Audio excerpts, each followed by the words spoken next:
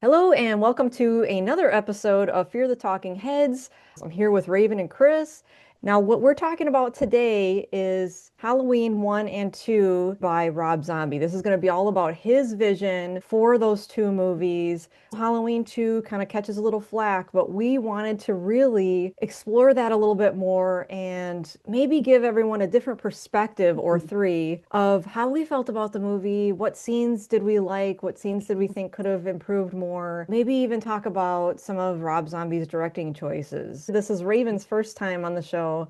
and she was pretty stoked about coming on and talking as well because she's a huge fan, just like Chris, of both Daniel Harris and Scout Taylor Compton.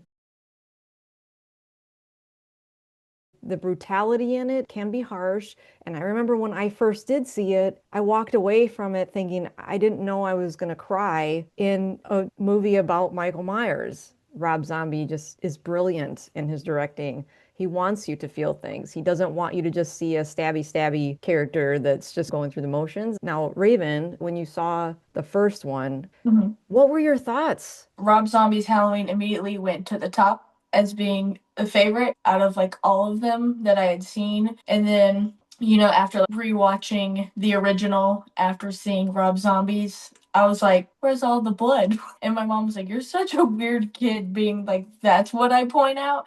Because it's so different than the original and it's so brutal. And that's kind of why it's always been my favorite and probably always will be. That's fair. Chris, what are your thoughts? My first thought was I didn't like it that much. And it was Oh. probably because I was set in my ways of this vision of how we came to know who Michael Myers is and what those films were from one through the first six. So I wasn't the greatest fan of it at first. I was probably one of those guys that said, well, that's not Michael Myers. That's not how that's not maybe I wanted the frame by frame remake, which today I don't want at all when they're doing stuff like this. I want little homages like he did to those and to stay faithful to a point, but to also make some decisions on his own. Now is one of my favorites because I think I've maybe grown into it and what it his vision for it and what it is supposed to be. Perfect. And I will admit, some of the violence in movies hits me in a bad way where I'm thinking about it for days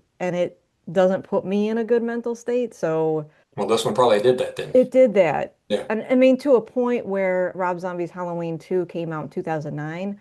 I only just saw it, I think last year or the year before. Rob Zombie wanted this to be clearly a home that had dysfunction. And hey, look, this kid is a monster. And so seeing him attack that kid in the woods, it was just so morbid and not for me. But then after I saw the second one, I have learned to appreciate both of them for what Rob Zombie was trying to accomplish.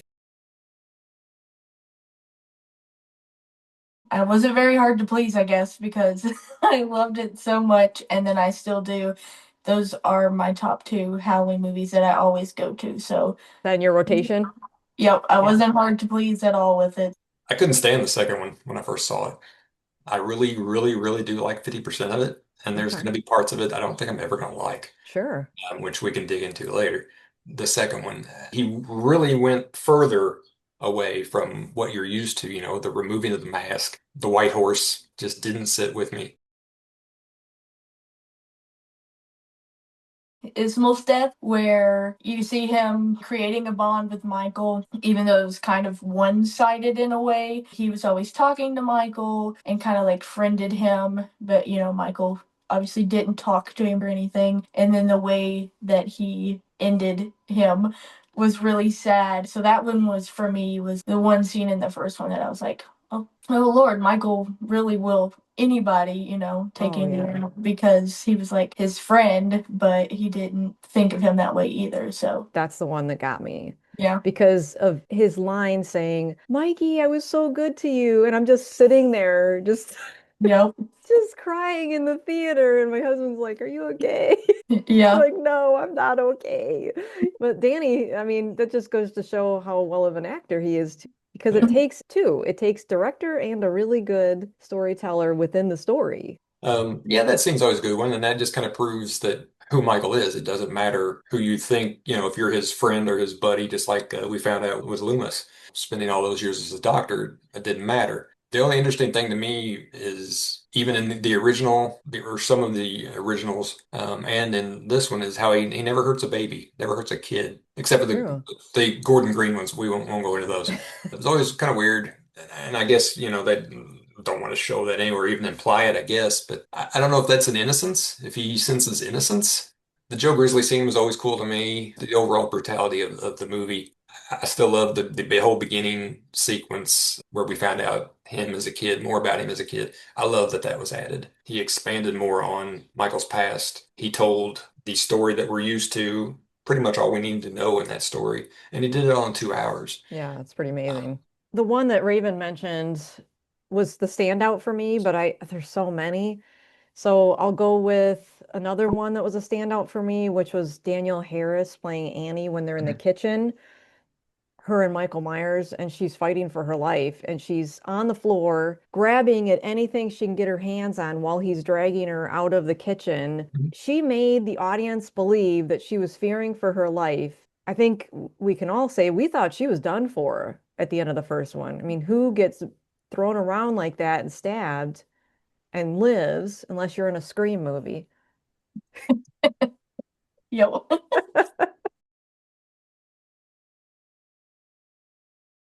The theatrical version, he's killing all of these guards, including Bill Moseley. That's how he left that point. Whereas in the director's cut, he was able to escape because of a couple dummies, Lou Temple and who's the Courtney other guy? Gaines. Courtney Courtney Gaines. Gaines. Yeah. Thank you. Because of some of their actions, he was able to escape. I prefer the theatrical in a lot of ways, but the director's cut, of course, has some things in it that, it's got an extra 11 minutes that give more to the story. It kind of makes you more sympathetic to Dr. Loomis because it shows just a little bit more of his interaction with Michael. Other than that, though, theatrical for me, that's what I would choose. I like the theatrical as well. I like the whole scene where he's fighting with the police and he gets out that way. It just really shows, how strong Michael is, a force to be reckoned with when he just breaks out of his shackles and just starts taking them all out. So I like the theatrical a lot. There's something about Lou Tipple's character really getting it that you wanted to see, I think, in that director's cut because of the kind of person he obviously was. It did show the brutality, and it was one way to escape. I like seeing him mostly in there too, and I do like that scene too. Like she said, the how he can take out all those police and how the way that was done. Mine was for sure Laurie's hospital nightmare. Like that was like the beginning of the movie. I think that one was so crazy to me because you think it's like actually happening because it picks up right after the first one ends. So you actually think this is happening, but then she wakes up. And I feel like that was a big plot twist for me. Like I said, younger Raven, I was like, wait, she was dreaming all that? So that one's one of my favorite scenes in it, and that's kind of the main one that really stands out a lot. Chris, what about you? As a dad myself, I mean, when he finds her in that bathroom, crazy next level acting there. I think it's just a beautiful scene if you understand that what I'm saying acting wise.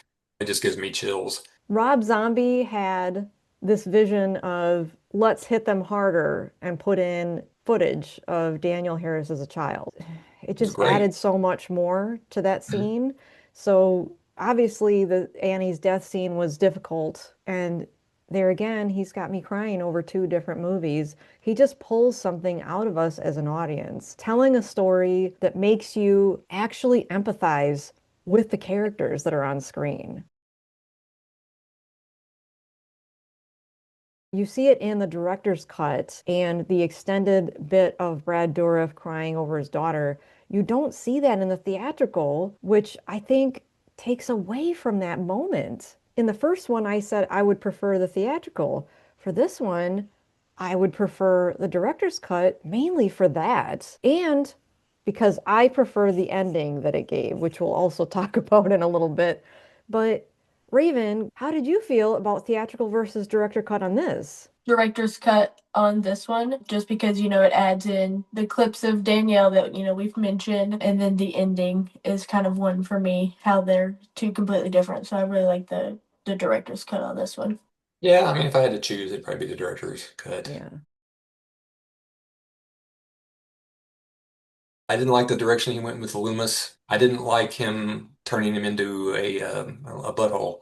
The character just a really mean person. He had been with Michael since he was young. It's just like, look, this guy cannot be saved. Might as well make some money off of it. Yeah, I think profiting because the scene with Linda's dad as well was one that you could really tell that he's like, I don't know who that is, when Loomis should know who that was from the first movie.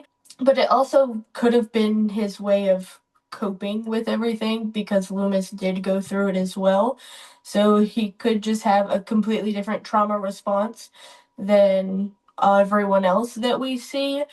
Kind of iffy on him too, but we don't really know how he's thinking or feeling at all too. Raven, I really like that point that you made that that could be a trauma response because Halloween 2 is this all-encompassing trauma piece. From Halloween 1 to Halloween 2, you see almost this introverted Annie now.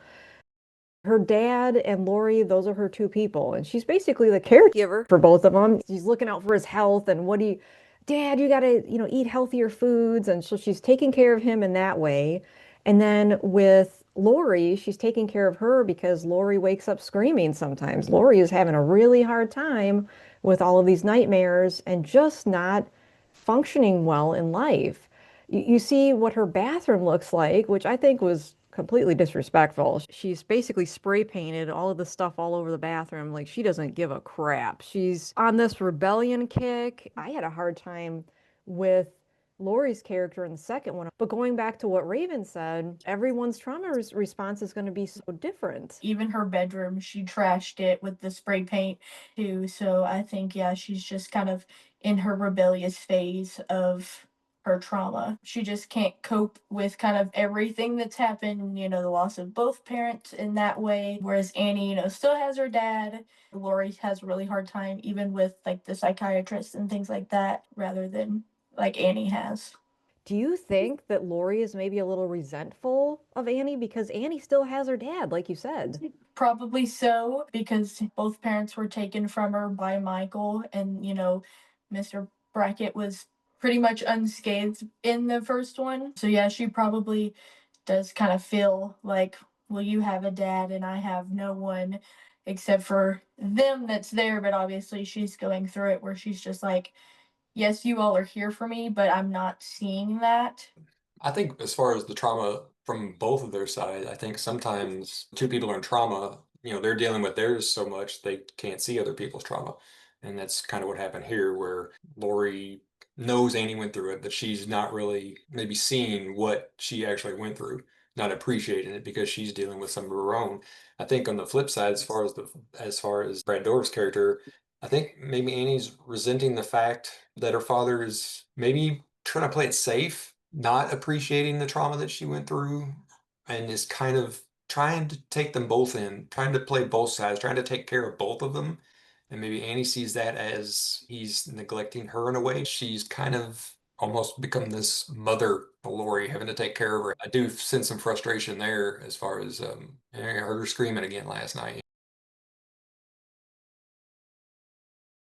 If you haven't seen it already, Chris, thank you for recommending this to me, but it's called Michael Lives, The Making of Halloween, and it's a documentary. It's actually 4 hours and 20 minutes.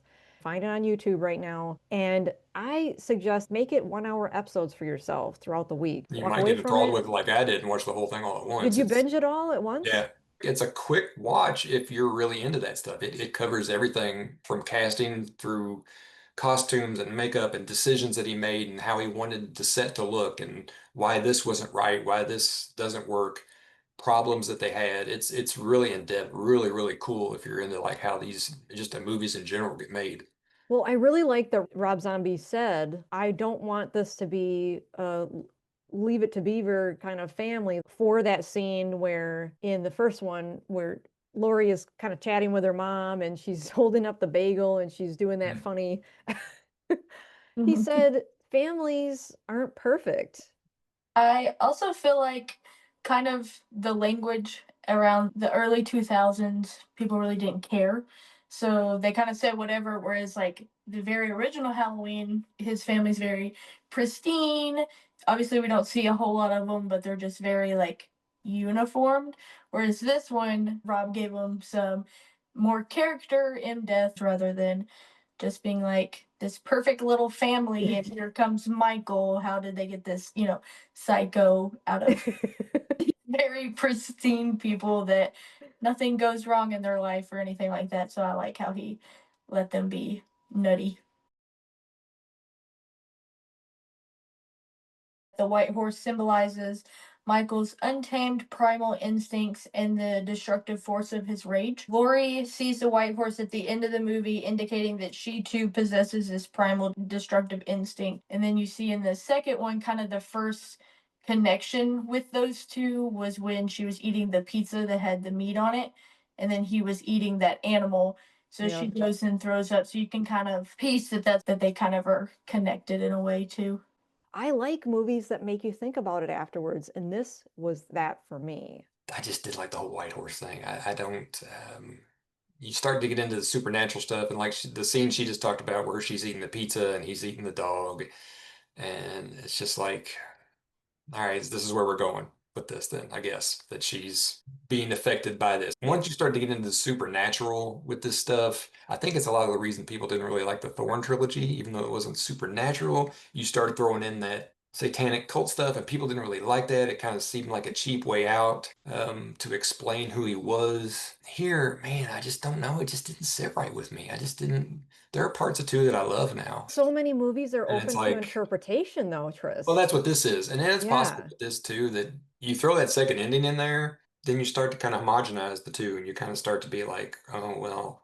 And then I think Right. sometimes you can confuse parts of that. There's probably a lot of people that are going to watch this episode and they're going to agree with a lot of what you're saying.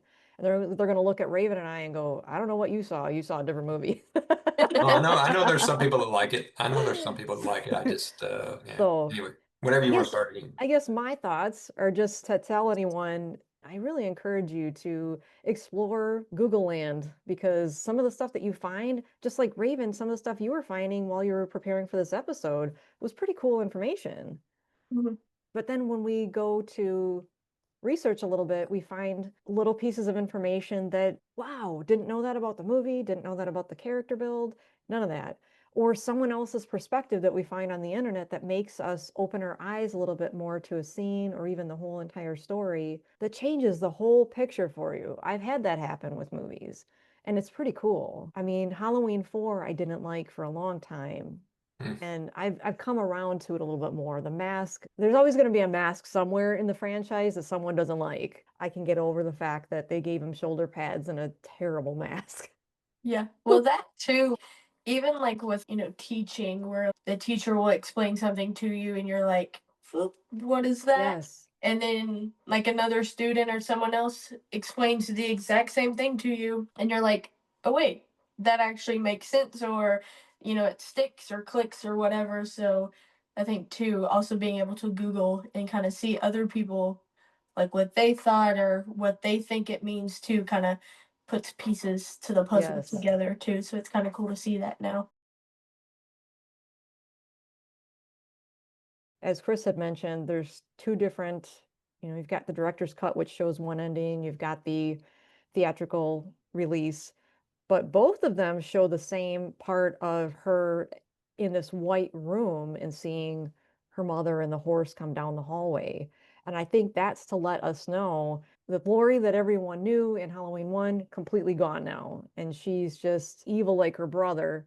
I like the one where, she comes out and they don't shoot her or anything and then she's just in that room because it kind of is like a full circle moment. She's kind of back in, psych ward where Michael was, and then she's seeing her mom with the horse again. So I feel like it's just kind of like a complete thing because I remember in one of the scenes, I think it was deleted, where his mom brings him a white horse figure into Smith's Groves when he's in there. So that kind of just, brought it full circle back. A little bit of foreshadowing there, Mhm. sure. You're getting into the white Good horse stuff. stuff And at the end, I just the ending can be left into interpretation, especially when you get to both endings again, where you can get them kind of homogenized and then maybe combine meanings, and Sure. you have to take which meaning do we take? Do we take this one? Well, I guess we take the theatrical because that's when it came out. But oh, but as the director, he meant this here, so you can get into different meanings. Was she dead already with the white horse? Was she in kind of a purgatory where that's the white hallway? I didn't the getting shot at the end again. That was like whoa. No, that's not good.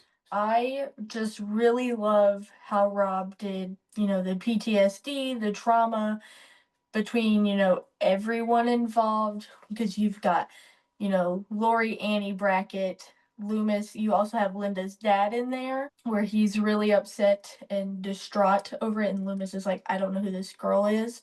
So I just really like all of it in general and just the tone of it. Even the coloring of the movie is a lot more moody rather than the first one was more like bright up until the end. But obviously, I just like the tone of how he did it all. It's really good. I think Tyler's Michael is the scariest because he's so big, and adding in the sounds that he would do, the grunting and things every once in a while, made him still kind of human. Whereas all the other Michaels are just silent with everything that they do. So I feel like adding that in just kind of also made him seem stronger. So yeah, he's definitely the scariest and most favorite of mine because Yeah, I mean, as far as realism and scariness, because go back to those two R words, the realness and the rawness of it. They're just, it could be happening right outside.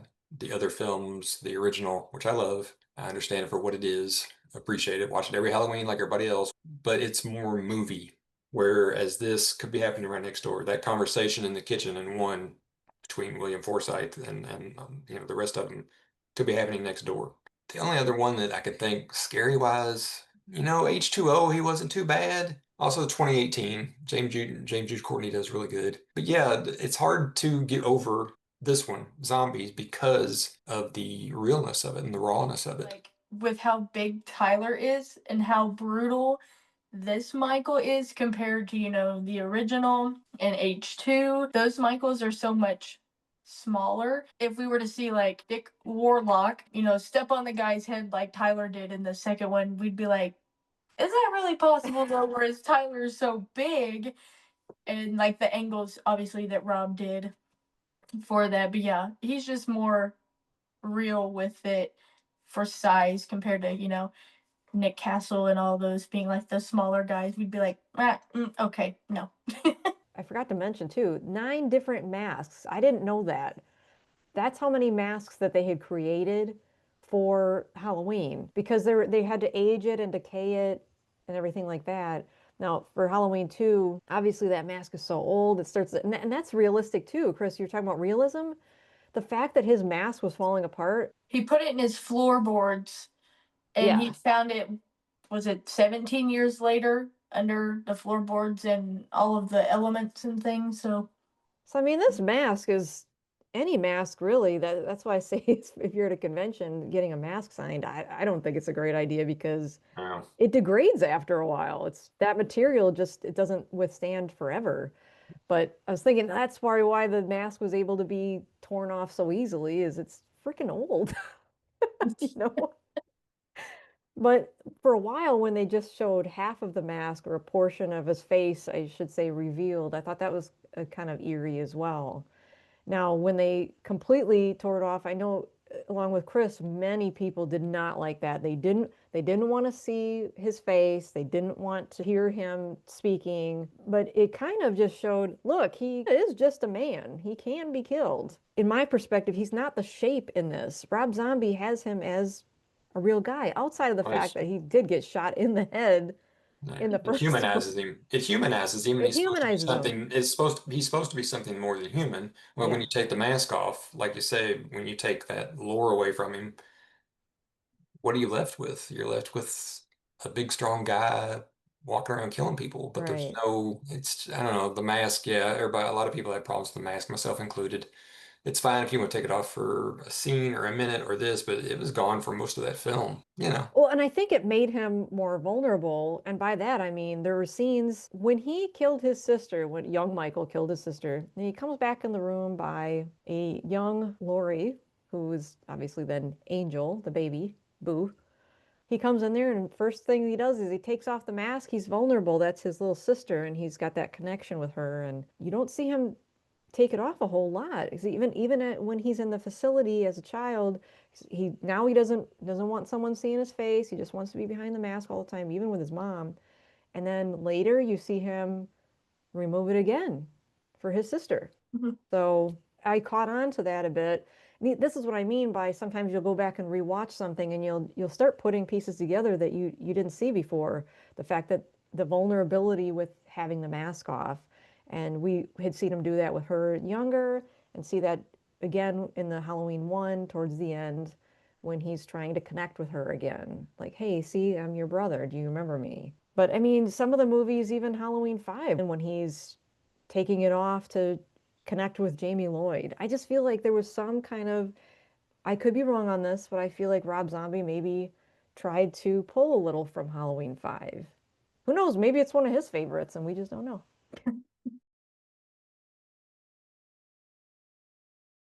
I would say that Rob Zombie's Halloween 1 and 2, again, it's not for all audiences, but if you want to watch something that's a little bit different from the original, if you kind of prefer more of the violent, realistic type of movies rather than your run-of-the-mill slashers. And that's not a dig towards the original. I love it. But this might be something to explore. Or if you've already seen it and we've maybe mentioned a few things here that, hey, you didn't even think about it before, I would highly recommend diving into some of the YouTube creators that are out there. Just type into the search bar Rob Zombie's Halloween 1 or Rob Zombie's Halloween 2 to get a little bit more information. I mean, that is what keeps these movies alive, is us having conversations like this and discussing what we liked, what we disliked, what could be better. How would you change it? What characters did you like? And the fact that we're discussing this to highlight Daniel Harris, Scout Taylor Compton, these girls that are going to be at Scarefest weekend in October. In closing, anything else you two want to say? The cast of the movie is very sweet. I've met most of them now, so I always like to tell them, I'm like, hey, even the cast is really great. So yeah, I just recommend it as the scariest and my favorite of them. So We didn't really touch on that too much, but he did some outstanding casting in both these movies. The three girls, Christina and Danielle and Scout, their chemistry was so great. The three of them, the acting as a whole, Brad Dourif again, next level on this thing. Sherry Moon Zombie, even. I'm not the biggest Sherry Moon Zombie fan, but it seems to be when she plays semi regular characters, even like this, this mother who's a little out there, was just trying to support her family. I think she's really good in it. Other films I've not liked her as much in. I did like Lords of Salem. I liked her in Lords of Salem. But yeah, everybody in this, you had Dee Wallace in there. Everybody he throws in there for a scene or two here or there. All these faces you guys are going to recognize. And then part two as well. You've got Howard Hessman showing up. You've got Courtney Gaines is in there, Lou Temple. Bill Moseley being in Mosley's in there. Yeah, it's worth the watch. It would be interesting to see, people's takes if they haven't seen them, their thoughts on one and two. How yeah. So I'm curious if anyone decides to give Halloween 2 another shot just based on kind of this conversation. I always watch it Yeah. again, but Yeah. it never moves. The needle is pretty stuck there. It's just the way it You're is. That's you're fine. pretty stubborn though, Chris. Well, I mean, it's just the way it is. My movies, I know what I like, and I watch them, and sometimes they'll get better over viewings. Halloween, the first one, is a great example. Yeah. Other times, it's just like, yeah, kids, I just can't get past that. So I'm going to be 50-50 on that. And Yeah, and that's I fine. appreciate both of your thoughts. I mean, even though they differ a little bit, I think that adds a really good contrast to the conversation. I mean, we don't want to talk to ourselves Yeah. about the Well, if movie. we all like the same things, it'd get boring real quick. Exactly. If you've never met Danielle and Scout, they do make their rounds, and Raven watches their podcast, Talk Scary to Me, and loves it. I've caught a few episodes myself, but they talk about behind the scenes things that they've done in their movies too all the time, don't they? yeah, they talk about that. They talk Scout likes to bring up a lot of the Lori Annie scene, Annie's death scene, Okay. and how much that actually affected her in real life outside of, the actual scene. Because she looks up to Danielle, and actually this past week they talked about, how they've gotten closer over the past few years. And consider themselves sisters now rather than, just friends. So yeah, their podcast is a really good thing to get kind of some behind the scenes details as well. I feel like their earlier episodes they talk a lot more about the Halloween, but they still sprinkle it in throughout, obviously. So yeah. Their new movie, I don't know if you saw that they filmed or directed, wrote, and are stars in. They're showing the trailer at the Talk Scary to Me Live at Scarefest. Exclusive. So Yeah, I'm excited for that one. So I me would too. I would expect an appearance by another big final girl there as well, who is in the Fingers film. crossed.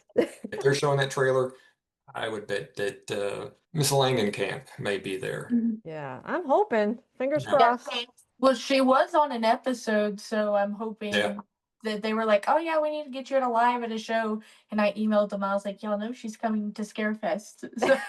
So hopefully, Raven's like nudge. I know, like, hey, she's not gonna be there, but I'm pretty sure they watch the website like a hawk to see who they can nab. So This will be my first time going, and Raven's gone to this will be her fourth. Chris, I think this yep. is your second one. Mm. Okay, Yep. so I'll be the newbie there sitting and taking it all in, but I'm Yep. looking forward to it. So, all right. Well, this has been another episode of Fear the Talking Heads. Thank you so much for tuning in and keep an eye on this channel, subscribe for any new content, and we'll see you next time.